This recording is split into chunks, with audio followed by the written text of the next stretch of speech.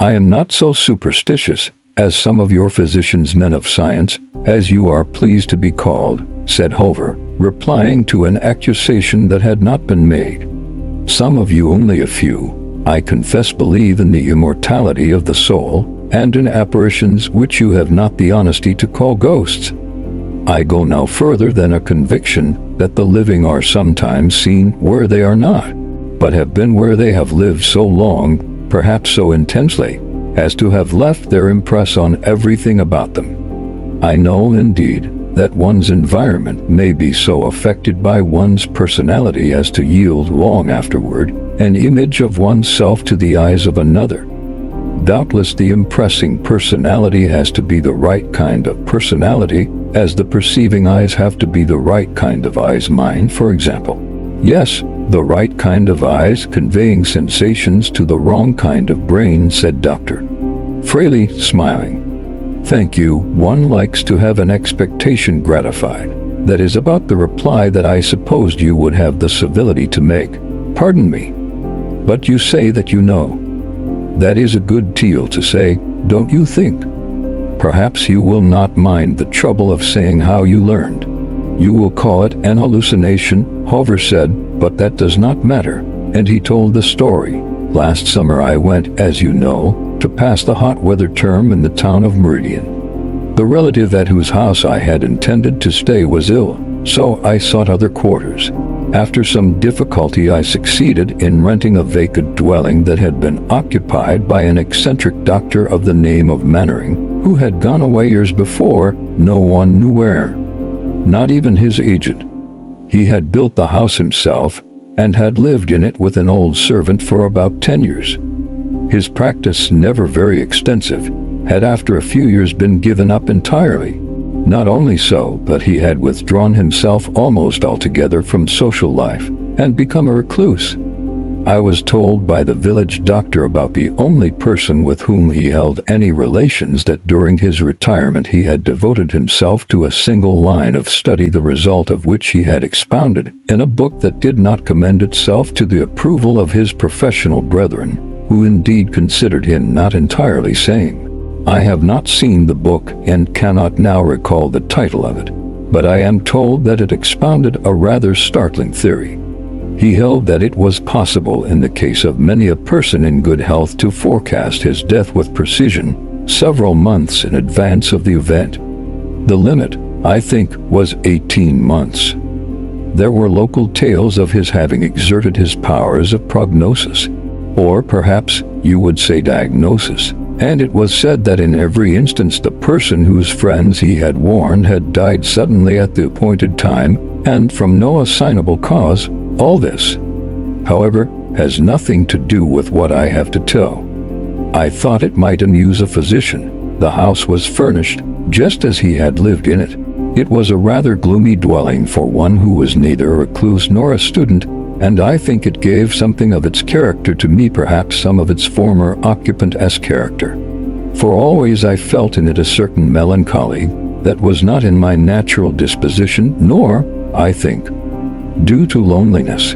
I had no servants that slept in the house, but I have always been, as you know, rather fond of my own society, being much addicted to reading, though little to study. Whatever was the cause, the effect was dejection, and a sense of impending evil.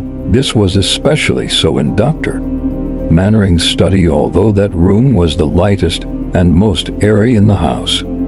The doctor's life-size portrait in oil hung in that room, and seemed completely to dominate it. There was nothing unusual in the picture. The man was evidently rather good-looking, about 50 years old, with iron-gray hair, a smooth-shaven face, and dark, serious eyes. Something in the picture always drew and held my attention. The man's appearance became familiar to me and rather haunted me. One evening I was passing through this room to my bedroom. With a lamp, there is no gas in Meridian. I stopped as usual before the portrait, which seemed in the lamplight to have a new expression, not easily named, but distinctly uncanny. It interested but did not disturb me. I moved the lamp from one side to the other and observed the effects of the altered light. While so engaged, I felt an impulse to turn round. As I did so, I saw a man moving across the room directly toward me. As soon as he came near enough for the lamplight to illuminate the face, I saw that it was Dr. Mannering himself. It was as if the portrait were walking. "I beg your pardon," I said, somewhat coldly, "but if you knocked, I did not hear."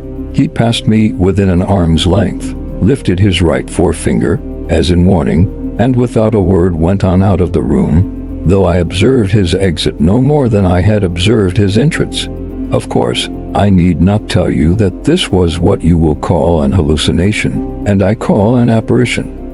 That room had only 2 doors, of which one was locked, the other led into a bedroom, from which there was no exit. My feeling on realizing this is not an important part of the incident.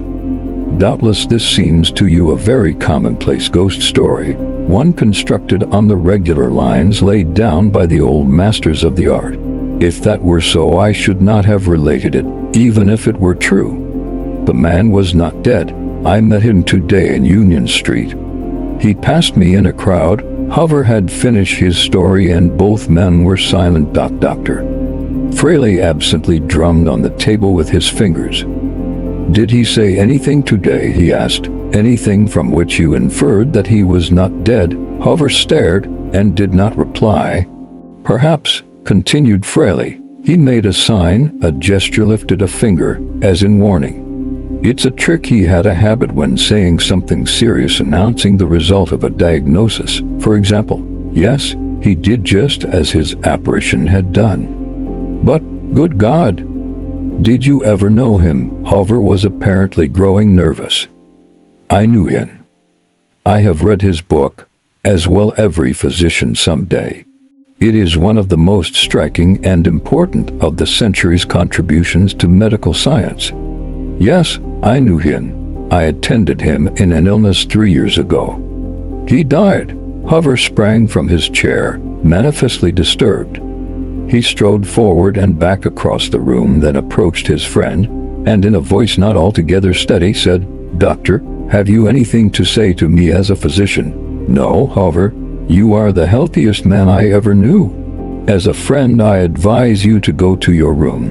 You play the violin like an angel. Play it, play something light and lively. Get this cursed bad business off your mind." The next day Hover was found dead in his room, the violin at his neck, the bow upon the strings. His music opened before him at Chopin's funeral march,